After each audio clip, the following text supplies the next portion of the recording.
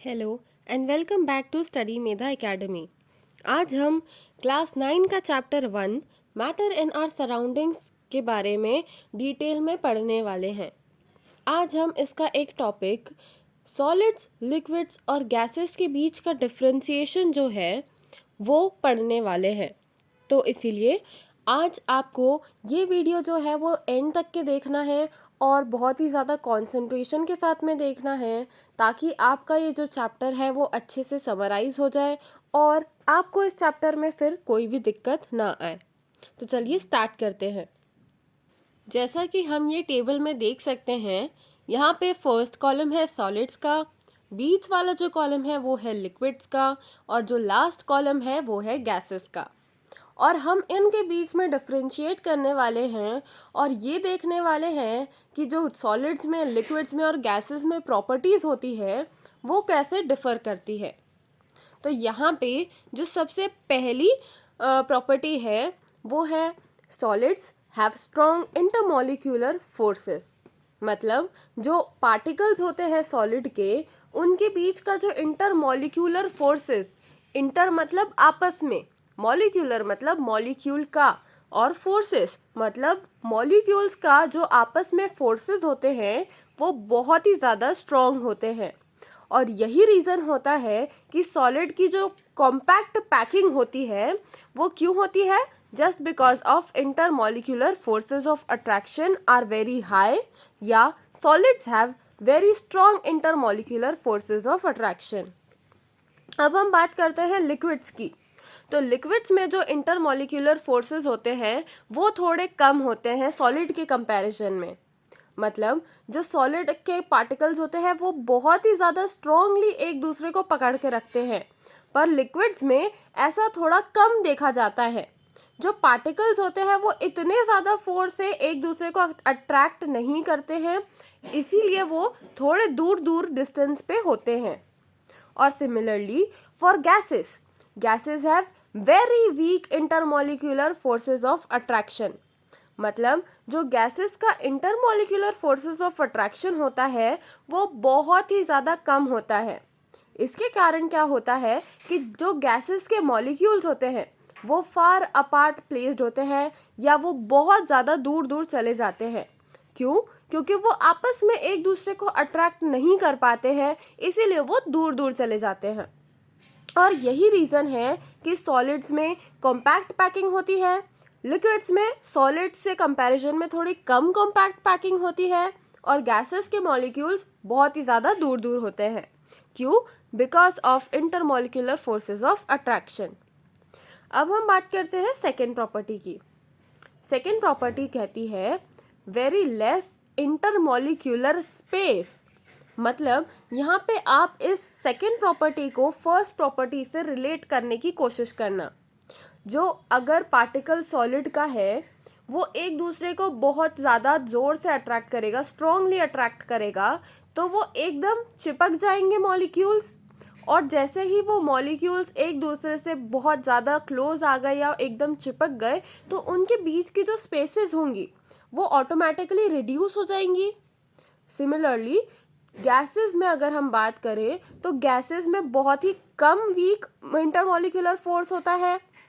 उसके कारण क्या होगा कि जो पार्टिकल्स है वो दूर दूर रहेंगे, और पार्टिकल्स के बीच की जो स्पेस है वो भी साइमल्टेनियसली इंक्रीज होती जाएगी।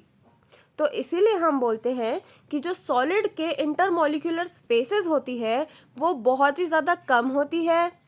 लिक्विड्स में क्योंकि इंटरमॉलिक्यूलर फोर्सेस थोड़े वीक होते हैं सॉलिड से, इसीलिए उनकी जो इंटरमॉलिक्यूलर स्पेसेस होती है वो हाई होती है।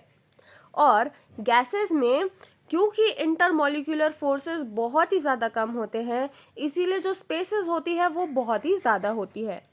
ये जो दोनों प्रॉपर्टीज़ है, अगर किसी भी चीज़ का इंटरमॉलिक्यूलर फोर्स स्ट्रॉन्ग होगा तो उसका जो इंटरमॉलिक्यूलर स्पेस है वो कम होते जाएगा। इंटरमॉलिक्यूलर फोर्स और इंटरमॉलिक्यूलर स्पेस ये दोनों एक दूसरे से इन्वर्सली प्रोपोर्शनल होते हैं। इन्वर्सली प्रोपोर्शनल का मतलब क्या होता है कि अगर स्पेस बढ़ेगा तो फोर्स कम होगा, और अगर फोर्स बढ़ेगा तो स्पेस कम होगा। तो सिमिलरली ये जो पैटर्न है ये सॉलिड, लिक्विड, गैस में तीनों में ऐसा चलता है कि सॉलिड में ज़्यादा इंटरमॉलिक्यूलर फोर्स और कम स्पेस, लिक्विड में थोड़ी सी कम इंटरमॉलिक्यूलर फोर्स और थोड़ी सी ज़्यादा इंटरमॉलिक्यूलर स्पेस, और गैसेस में जस्ट अपोजिट, गैसेस में बहुत ही वीक इंटरमॉलिक्यूलर फोर्स और बहुत ही ज़्यादा इंटरमॉलिक्यूलर स्पेस। आई होप आपको ये दोनों चीज़ें समझ में आई होंगी। अब हम थर्ड कैटेगरी की ओर बढ़ते हैं। तो थर्ड कैटेगरी या प्रॉपर्टी ये कहती है कि they have a definite shape and volume. तो हम सबको पता है जो भी सॉलिड मटेरियल्स होते हैं उनका एक डेफिनेट शेप होता है, एक वॉल्यूम होता है, और वो किसी भी कंटेनर में अगर हम उनको रख दें तो वो एक ही कंटेनर में जाने से अपना शेप नहीं बदलते हैं। अगर हम किसी क्यूबॉइड स्ट्रक्चर को या किसी भी ऐसी सॉलिड चीज़ को हम किसी बीकर में रख दें तो वो रहेगा तो क्यूबॉइड ही। पर अगर हम लिक्विड की बात करते हैं तो जो लिक्विड्स होता है they do not have a definite shape but have definite volume. मतलब यहाँ पे जो शेप होता है उनका वो डेफिनेट नहीं होता है, पर उनका जो भार होता है, उनका जो वॉल्यूम होता है वो सिमिलर होता है। इसके लिए आप अगर एक बॉटल में पानी भरेंगे तो अगर आप एक बॉटल में 1 लीटर पानी भर रहे हैं तो वो सिमिलरली उस बॉटल का शेप ले लेगा। जैसे कि उस बॉटल का शेप है वैसे ही उस लिक्विड का भी शेप हो जाएगा या पानी का भी शेप हो जाएगा। और अगर आप उसी बॉटल को किसी और कंटेनर में ट्रांसफ़र करते हैं तो उसका जो भार है, जो उसकी क्वांटिटी है, जो उसका वॉल्यूम है वो 1 लीटर ही रहेगा, पर उसका जो शेप है वो उस कंटेनर के शेप के अकॉर्डिंग चेंज हो जाएगा। For gases do not have definite shape and volume. मतलब गैसेस का ना तो डेफिनेट शेप होता है ना ही उनका डेफिनेट वॉल्यूम होता है। इसके बाद में है fourth point, solids have high density. मतलब जो सॉलिड की डेंसिटी होती है वो बहुत ही ज़्यादा हाई होती है। क्यों? क्योंकि उसके जो इंटरमॉलिक्यूलर फोर्सेस ऑफ अट्रैक्शन है वो भी ज़्यादा होते हैं। Similarly density is low in the cases of liquids. मतलब लिक्विड्स में डेंसिटी लो होती है। In the cases of gases it is very low. मतलब डेंसिटी बहुत ही ज़्यादा कम होती है गैसेस के केस में। उसके बाद में है fifth point, solids can not be compressed. Compressed होने का मतलब होता है अगर हम उसे दबा देते हैं तो वो दब जाता है। अगर हम किसी बुक को दबाने की कोशिश करें तो क्या वो दबेगी? नहीं, वो दबेगी नहीं। वो जैसी है वो वैसे ही रहेगी, उसमें कोई भी बेंड नज़र नहीं आएगा। पर अगर हम वहीं पे लिक्विड्स को कंप्रेस करने की कोशिश करें तो लिक्विड्स कैन बी कंप्रेस्ड, और gases can be highly compressed. हम ऐसा बोलते हैं कि सिलेंडर्स में कंप्रेस करके गैसेस को भरा जाता है। अगर हम गैसेस को कंप्रेस कर देंगे मतलब हम उसे एकदम कॉम्पैक्ट फिल कर देंगे तो उसे हम बोलते हैं कंप्रेसिबिलिटी, और गैसेस में कंप्रेसिबिलिटी बहुत ही ज़्यादा हाई होती है।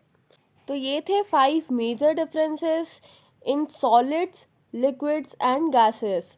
तो हमने आज ये देखा कि सॉलिड्स कैसे लिक्विड्स से डिफ़र करते हैं और गैसेस भी कैसे सॉलिड्स लिक्विड्स से डिफ़र करती हैं। तो आई होप आपको ये सारी चीज़ें क्लियर हो गई होंगी।